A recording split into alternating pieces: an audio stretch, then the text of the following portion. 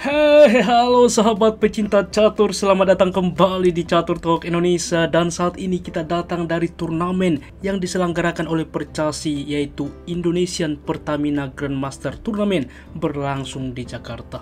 Tentunya pada event ini Indonesia mengeluarkan top grandmasternya dan bahkan juga pecatur wanitanya seperti Novendra, Susanto Magaranto, dan Medina Wardaulia yang berlangsung dari 23 April sampai 1 Mei 2024. Untuk Anda yang ingin menyaksikan secara langsung, ada juga disiarkan secara live pada SCUA atau Sekolah Catur Otot Adianto. Dan adapun tentunya Pertamina Indonesian Game Turnamen 2024 ini akan menggunakan sistem round robin atau setengah kompetisi sebanyak 11 babak, serta menerapkan aturan atau regulasi yang ketat sesuai peraturan FIDE.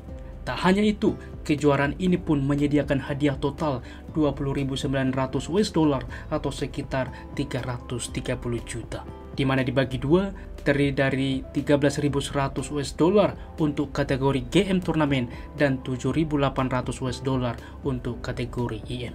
Dan dilansir dari keterangan resmi PB Percasi, berikut daftar peserta GM turnamen teman-teman. Tentunya Susanto Magaranto dari Indonesia, Novendra Pirosmoro, Yosep Tulus Taher, Aditya Bagus Arfan, Ajaria Jody Setiaki, Medina Warda Aulia, Gilbert Eloy Tarigan.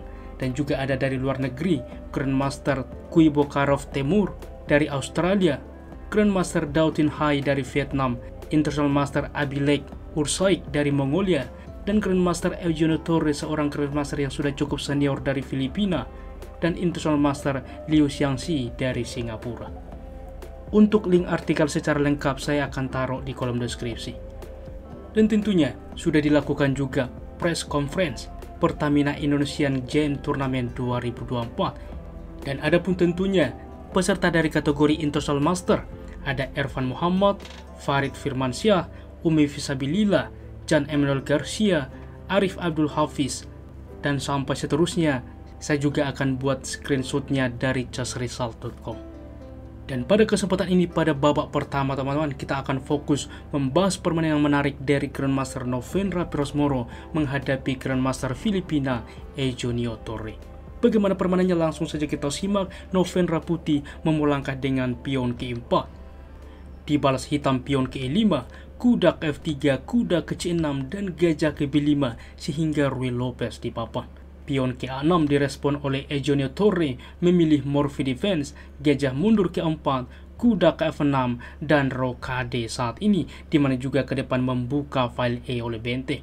Kuda menerima pion dan mainland D4, B5 dimainkan mengusir gajah terlebih dahulu, gajah berpindah, barulah D5, sehingga kita lihat teman-teman bahwa gajah sebelumnya tidak lagi mengepin kuda, maka pion memukul pion. Di sini gajah ke 6 terlebih dahulu. Pada pos ini cukup banyak variasi yang bisa dimainkan, seperti gajah aktif, pion dapat melaju, bahkan kuda juga bisa ke D2. Di dalam kesempatan ini juga salah satu juga variasi cukup populer dimainkan oleh Novendra Pirosmoro, memainkan menteri ke E2, dan ini dinamakan dengan Howell Attack. Gajah ke C5, lalu berlanjut kuda ke D2 menawarkan kuda, maka kuda memukul kuda, gajah menerima pengamanan rokade, dan barulah C3. Berlanjut dengan gajah ke G4 mengapin kuda, gajah ke F4 saat ini, kuda ke E7, di mana selain mereposisi diri ke depan untuk mengancam gajah, juga mensupport pion melaju. Maka di sini H3 mengusir juga gajah. Bagaimana melanjutkan? Torre memutuskan gajah memukul kuda, dan ini adalah langkah no penalty yang belum pernah dimainkan. Dimana teman-teman, jika kita mengacu dari database, mundur pernah dimainkan, dimana kala itu dilanjutkan benteng ke D1 dan C6, dan permainan berakhir sebanding. Namun di dalam posisi ini dilanjutkan gajah menerima kuda, maka menteri menerima, barulah C6 dan gajah ke G5 mengepin kuda. Menteri ke D7 melepaskan pinan menghubungkan benteng satu sama lain. Gajah ke C2, di mana juga memantau diagonal, memantau juga pion H7. Di sini kuda ke G6 juga menekan pion ke depan, menghalangi juga ancaman dari gajah, dan benteng ke E1 di mana mensupport teman-teman. Karena seperti ini memang ada sebuah trik, apalagi Anda juga misalkan kita bermain pada partai blitz, di mana juga terlihat mengancam pion juga, bisa kita mainkan Montri ke H5. Dengan ide teman-teman, benteng tidak berpindah untuk kembali mengancam, tetapi kuda menerima pengorbanan jelas ya, membuka diagonal ini, sehingga Montri memukul pion H7 adalah skakmat.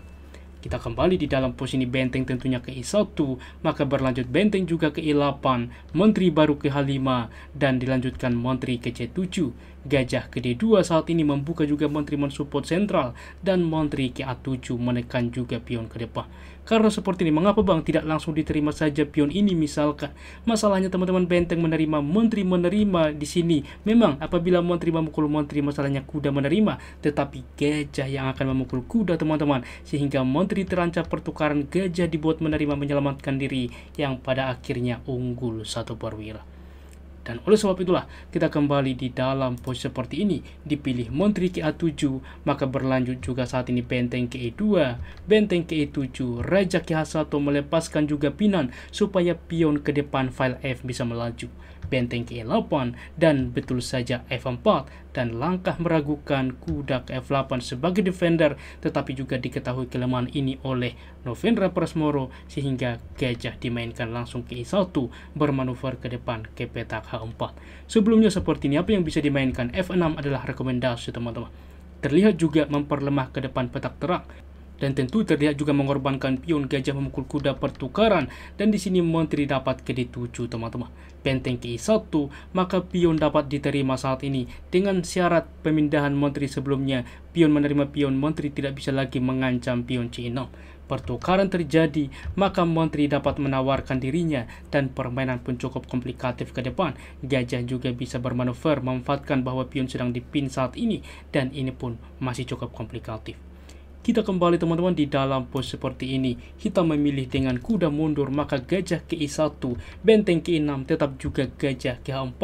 Di sini gajah ke I7, gajah ke G3, G6 mengusir Montri, Montri ke G4, lagi-lagi mendorong ke depan sehingga H5, Montri ke F3 dan F5 saat ini. Semisal teman-teman displaykan langkah ini, semisal kita ambil saja A5 misalkan, apa rencana dari putih? F5 akan dimainkan, di mana diterima pertukaran, gajah menerima, kemana benteng berpindah teman-teman. Ke H6 satu-satunya cukup logis, maka gajah juga ke depan akan ke D7, membuka juga file F, di mana mengorbankan gajah, maka Montri menerima pion skak. Waktu yang sama saat ini kita lihat I6 teman-teman mengancam Montri, membuka juga gajah. Semisal pion ini diterima, maka gajah ke I5 skak, gajah menutup teman-teman. Di sini tidak Montri memukul Montri, tetapi benteng menerima gajah, mengorbankan Montri dengan ide benteng memukul benteng skak, raja berpindah, benteng ke H8 adalah skakmat. Sangat-sangat menarik teman-teman. Kita kembali di dalam pos seperti ini sehingga dimainkan F5, diterima dengan N pasan. Di sini juga ada forkingan ke depan, gajah menerima pion, maka benteng memukul benteng, pertukaran gajah ke F2 mengancam Montri. Montri ke F7 dan F5 saat ini menekan teman-teman. Pion menerima pion, gajah menerima mengancam benteng, benteng ke I8 mundur, dan gajah juga saat ini ke C5, dimana juga membuka file F ke depan dua kali menekan gajah. Raja mendekat, maka Montri melakukan skak, kuda menutup. Di sini juga gajah ke D3, dimana lagi-lagi semuanya terpin teman-teman. Kita lihat terpin juga, gajah dapat juga ke depan ke petak D4, benteng ke 6, betul saja gajah ke D4, Montri ke E8, maka benteng juga menerima gajah teman-teman. Sangat menarik, dimana benteng menerima benteng. Anda pause video ini teman-teman, apa yang dimainkan oleh Novendra Prasmoro yang membuat hitam menyerah. Bagaimana teman-teman?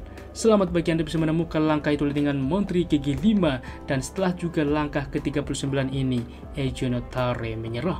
Mengapa demikian? Karena apabila dilanjutkan Montri mendekat mensupport, maka gajah memukul juga kuda, pertukaran gajah memukul benteng skak. Kita lihat Montri sedang dipin teman-teman. Di sini raja berpindah, maka pertukaran Montri saja dengan juga lanjutan unggul satu perwira, gajah mundur ke D4. Sangat-sangat menarik bagaimana permainan terjadi, di mana babak pertama Novendra Prasmoro memenangkan permainan dengan akurasi sebagai berikut. Ulasan permainan komputer menunjukkan bahwa tingkat akurasi dari Grandmaster Novendra Prosmoro 95,8% dan Eugenio Torre 89,1%. Demikian ulasan catur hari ini. Jika suka, please like, berikan juga komentar yang positif, silahkan juga subscribe teman-teman sehingga Anda tidak ketinggalan updatean selanjutnya. Terima kasih sudah menonton, sampai jumpa di video berikutnya. Keep sharing and keep loving. Bye-bye.